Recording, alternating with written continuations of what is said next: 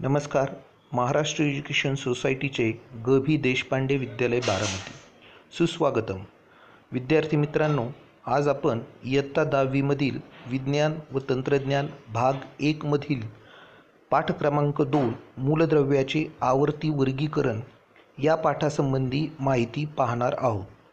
यामध्ये आपण मूलद्रव्य व मूलद्रव्यांचे वर्गीकरण, डोबेरायनरची त्रिके, न्यूलँडचा अष्टकांचा नियम, मेंडलीवची आवर्तन सारणी याबद्दल माहिती पाहणार आहोत.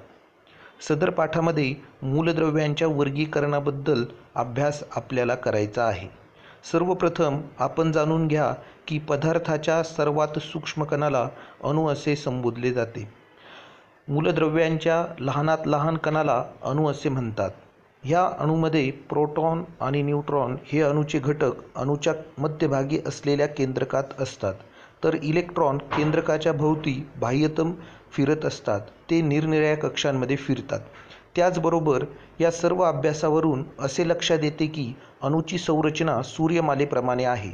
मध्यभागी सूर्याप्रमाणे असणाऱ्या केंद्रकात प्रोटॉन आणि न्यूट्रॉन हे कण असतात, तर इलेक्ट्रॉन हे ग्रहांप्रमाणे केंद्रकाभोवती फिरत असतात. यावरून आपण असा निष्कर्ष काढू शकतो की अणूच्या केंद्रस्थानी असलेल्या केंद्रकात धनप्रभार असतो व इलेक्ट्रॉन हे ऋणप्रभारयुक्त असतात. त्याचबरोबर इयत्ता 8वी व 9वी या इयत्तांमध्ये आपण शिकलेलो आहोत की प्रोटॉन व न्यूट्रॉन यांच्या एकत्रित संख्येला त्या अणूचा अणुवस्तुमान असे आपण म्हणत असतो व इलेक्ट्रॉन किंवा प्रोटॉन यांच्या संख्येला अणुअंक असे आपण संबोधत असतो. त्याचबरोबर संयुग ही देखील संकल्पना आपण या अगोदर पाहिलेली आहे.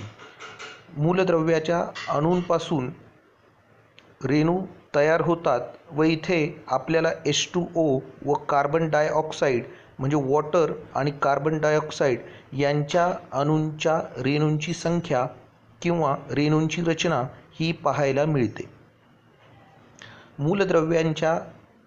मूलद्रव्यांमध्ये असणाऱ्या साधर्म्यानुसार त्यांचे वर्गीकरण करून अभ्यास करणे सोपे जावे यासाठी सर्वप्रथम जर्मन शास्त्रज्ञ डोबेरायनर याने त्या संदर्भामध्ये अभ्यास केला. जर्मन शास्त्रज्ञ डोबेरायनर यांनी जर्मनीतील मंचबर्ग येथे औषध निर्माणशास्त्राचा अभ्यास केला. त्यानंतर स्ट्रेसबर्ग येथे रसायनशास्त्राचा देखील अभ्यास केला. त्यांना गुणधर्मात साधर्म्य असणाऱ्या 3 मूलद्रव्यांचे काही गट आढळले. या गटांना त्यांनी त्रिके असे संबोधले. या त्रिकांमधील मधल्या मूलद्रव्याचे अणुवस्तुमान हे साधारणतः 2 अन्य मूलद्रव्यांच्या अणुवस्तुमानांकाच्या सरासरी इतके होते. या मूलद्रव्यांच्या गुणधर्मातही साधर्म्य त्यांना आढळले. येथील एक उदाहरण आपण पाहूया. लिथियम, सोडियम व पोटॅशियम या मूलद्रव्यांच्या अणुवस्तुमानांकाचा अभ्यास केला असता लिथियम व पोटॅशियम या अणुवस्तुमानांकाच्या बेरजेची सरासरी ही सोडियम इतकी येते हे त्यांच्या लक्षात आले. याप्रमाणे त्यांनी त्या काळी प्रचलित असलेल्या मूलद्रव्यांना त्रिकांमध्ये विभागणी करण्याचा प्रयत्न केला. कालांतराने काही मूलद्रव्यांच्या बाबतीत डोबेरायनर यांची ही त्रिके अयशस्वी ठरल्यानंतर न्यूलँड या शास्त्रज्ञाने मूलद्रव्यांच्या वर्गीकरणासाठी प्रयत्न केला. न्यूलँड हे एक ब्रिटिश शास्त्रज्ञ होते. लंडनमध्ये जन्मलेले व रॉयल कॉलेज ऑफ केमिस्ट्री येथे शिकलेले न्यूलँड यांनी रसायनशास्त्रामध्ये विविध संशोधन केले व त्याच पद्धतीने मूलद्रव्यांच्या वर्गीकरणातही त्यांनी बराचसा अभ्यास केला. न्यूलँड्सने अणुवस्तुमानांकाच्या चढत्या क्रमाने ह्या सर्व मूलद्रव्यांची मांडणी केली. त्यांना असे आढळले की प्रत्येक 8व्या मूलद्रव्याचे गुणधर्म पहिल्या मूलद्रव्यासारखे असते. त्याने त्यांची तुलना अष्टकांशी केली. या नियमालाच न्यूलँडची अष्टके असे म्हटले जाते. हा नियम लिहिताना आपण अशा प्रकारे लिहूयात. मूलद्रव्यांची मांडणी त्यांच्या अणुवस्तुमानाच्या चढत्या क्रमाने केली असता प्रत्येक 8व्या मूलद्रव्याचे गुणधर्म पहिल्याप्रमाणे असतात असे न्यूलँडने स्पष्ट केले. येथे पाहूयात की हायड्रोजन व ऑक्सिजन यांचे गुणधर्म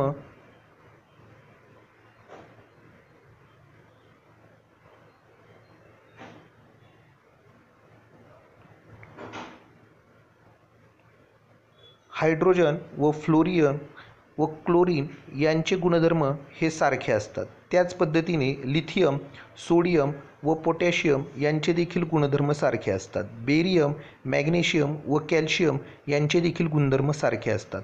येथे हायड्रोजन यापासून 8व्या क्रमांकाचा मूलद्रव्य म्हणजे फ्लोरीन आहे. फ्लोरीनपासून 8व्या क्रमांकाचा मूलद्रव्य म्हणजे क्लोरीन आहे. म्हणजेच न्यूलँडच्या अष्टकांचा नियम तसेच येथे डोबेरायनरचा देखील नियम आपल्याला पाहायला मिळतो. लिथियम, सोडियम व पोटॅशियम या प्रकारे न्यूलँडनी त्या काळी प्रचलित असलेल्या 56 मूलद्रव्यांचा अभ्यास करण्याचा प्रयत्न केला. एकूण 56 मूलद्रव्यांपैकी न्यूलँड्स कॅल्शियमपर्यंतच मूलद्रव्यांची मांडणी करू शकला. कॅल्शियमनंतर प्रत्येक 8व्या मूलद्रव्याचे गुणधर्म पहिल्या मूलद्रव्याप्रमाणे नव्हते. त्यावेळी फक्त 56 मूलद्रव्ये अस्तित्वात होती, परंतु त्यानंतर अनेक मूलद्रव्यांचे शोध लागले. अस्तित्वात असलेल्या मूलद्रव्यांपैकी न्यूलँड्सने 2 भिन्न गुणधर्माची मूलद्रव्ये एका स्थानी मांडली. त्यावेळी निष्क्रिय वायूंचा शोध न लागल्यामुळे त्यांना आवर्त सारणीमध्ये समाविष्ट केले नाही. या काही प्रमुख गोष्टी आहेत न्यूलँड्सच्या आवर्तन सारणीबद्दलच्या. मेंडलीवची आवर्तन सारणी. न्यूलँडच्या प्रयत्नानंतर मेंडलीव या शास्त्रज्ञाने आवर्तन सारणीचा अभ्यास केला. दिमित्री मेंडलीव या रशियन वैज्ञानिकाने इसवी सन 1869 ते 1872 या काळात मूलद्रव्यांची आवर्त सारणी विकसित केली. मेंडलीवची आवर्तन सारणी म्हणजे मूलद्रव्याच्या वर्गीकरणातील सर्वात महत्त्वाची पायरी होती.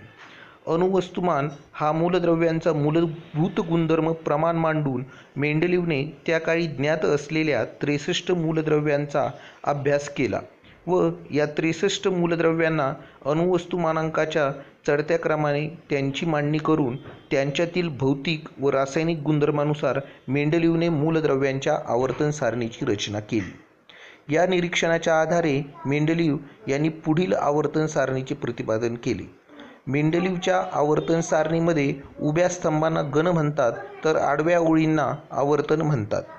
मूलद्रव्यांच्या आवर्तन सारणीची रचना करताना मेंडलीवने मूलद्रव्यांच्या हायड्रोजन व ऑक्सिजन बरोबर असलेल्या हायड्राइड व ऑक्साईड संयुगांची रेणुसूत्रेही रासायनिक गुणधर्म आणि मूलद्रव्यांचे तसेच त्यांच्या हायड्राइड व ऑक्साईड या संयुगांचे द्रवणांक, उत्कलनांक व घनता हे भौतिक गुणधर्म विचारात घेतले. मेंडलीवला असे दिसून आले की ठराविक अवधीनंतर भौतिक व रासायनिक गुणधर्मामध्ये सारखेपणा असलेल्या मूलद्रव्यांची पुनरावृत्ती होते. मेंडलीवच्या आवर्तन सारणीचे गुणधर्माप्रमाणे मेंडलीवने आवर्तन सारणीत योग्य स्थान देता यावे म्हणून काही मूलद्रव्यांचे अणुवस्तुमान पुन्हा तपासून दुरुस्त केले. उदाहरणार्थ बेरियमचे आधीचे अणुवस्तुमानांक हे 14.09 होते व ते दुरुस्त करून 9.4 असे केले गेले. बेरियमला बोरॉनच्या आधीची जागा देखील देण्यात आली. मेंडलीवने आवर्तन सारणीमध्ये काही जागा तोपर्यंत शोध न लागलेल्या मूलद्रव्यांसाठी रिक्त ठेवलेल्या होत्या. त्यापैकी 3 अज्ञात मूलद्रव्यांना जवळच्या ज्ञात मूलद्रव्याकडून इका बोरॉन, इका ॲल्युमिनियम व इका सिलिकॉन अशी नावे त्याने दिली व अनुक्रमे 44, 64 व 72 असे अणुवस्तुमान देखील देण्यात आले. इतकेच नव्हे तर गुणधर्माचेही भाकीत त्यांनी केले गेले. पुढे या मूलद्रव्यांचा शोध लागून त्यांना अनुक्रमे स्कँडियम, गॅलियम व जर्मेनियम अशी नावे देण्यात आली. मेंडलीवच्या मूळ आवर्तन सारणीत राजवायूंसाठी जागा राखून ठेवलेली नव्हती, परंतु 19व्या शतकाच्या शेवटी हेलियम, निऑन, ऑर्गॉन इत्यादी राजवायूंचा शोध लागल्यानंतर मेंडलीवने मूळ आवर्तन सारणीला धक्का न लावता शून्य गण निर्माण केला व त्यात राजवायू बरोबर बसवले. मेंडलीवच्या आवर्तन सारणीतील त्रुटी. कोबाल्ट, निकेल या मूलद्रव्यांचे पूर्णांकी वस्तुमान समान असल्याने त्यांच्या क्रमाबद्दल मेंडलीवच्या आवर्तन सारणीत संदिग्धता होती. मेंडलीवने आवर्तन सारणी मांडल्यानंतर खूप काळाने समस्थानिकांचा शोध लागला. समस्थानिकांचे रासायनिक गुणधर्म समान तर वस्तुमानांक भिन्न असल्यामुळे त्यांना मेंडलीवच्या आवर्तन सारणीत जागा कशा प्रकारे द्यायची हे एक मोठे आव्हान उभे राहिले.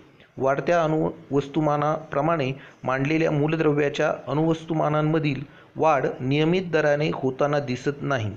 यामुळे दोन जड मूलद्रव्यांच्या मध्ये किती मूलद्रव्यांचा शोध लागेल याची भाकीत करणे मेंडलीवच्या आवर्तन नियमानुसार शक्य नव्हते. हायड्रोजनचे स्थान. हायड्रोजन हा हॅलोजनशी साम्य दर्शवतो. असे हायड्रोजनचे रेणुसूत्र H2 आहे, तर फ्लोरीन क्लोरीन यांची रेणुसूत्रे अनुक्रमे F2Cl2 असे आहेत. तसेच हायड्रोजन व अल्कधातू यांच्या रासायनिक गुणधर्मामध्येही साधर्म्य आहे. हायड्रोजन व अल्कधातू सोडियम किंवा पोटॅशियम इत्यादी यांनी क्लोरीन व ऑक्सिजन यांच्याबरोबर तयार केलेल्या रेणूंच्या संयुगांच्या रेणूंमध्ये साधर्म्य आहे. वरील गुणधर्माचा विचार केल्यास हायड्रोजनची जागा अल्कधातूच्या गणात की हॅलोजनच्या गणात हे मेंडलीवला ठरवता आले नाही. धन्यवाद. या तासिकेमधून आपण मूलद्रव्यांच्या आवर्ती वर्गीकरणाबद्दल अभ्यास केला. यामध्ये मूलद्रव्य त्याच पद्धतीने अणू व मूलद्रव्यांच्या वर्गीकरणाचा अभ्यास आपण करण्याचा प्रयत्न केला. डोबेरायनर चित्रिके, न्यूलँडच्या अष्टकांचा नियम व मेंडलीवची आवर्तन सारणी हे प्रमुख उपघटक या पाठामध्ये आहेत व त्यासंबंधी माहिती घेण्याचा प्रयत्न आपण केला. पुढील तासिकेमध्ये आपण आधुनिक आवर्तन सारणीबद्दलचा अभ्यास करणार आहोत. त्याचप्रकारे या पाठासंदर्भामध्ये SSC परीक्षेच्या संदर्भातील महत्त्वाच्या प्रश्नांचा समावेश हा पुढील तासिकेमध्ये आपण करणार आहोत. धन्यवाद.